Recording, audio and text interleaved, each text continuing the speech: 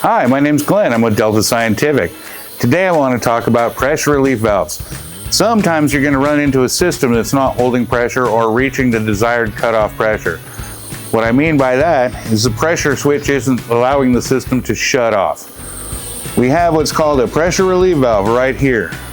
This sometimes needs adjusted or even replaced. When you do replace them, they only come to a preset pressure of 1000 psi, so they do need to be adjusted.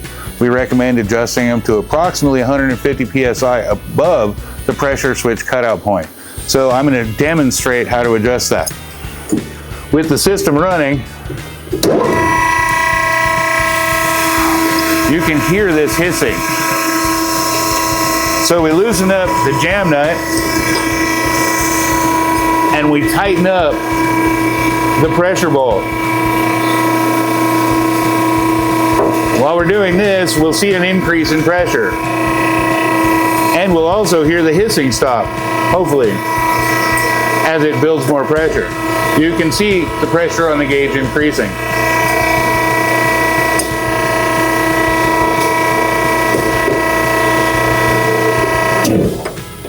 And now the system's shut off. To verify our proper pressure relief valve setting, we need to get inside and momentarily press the contactor, being careful not to touch the electrical components.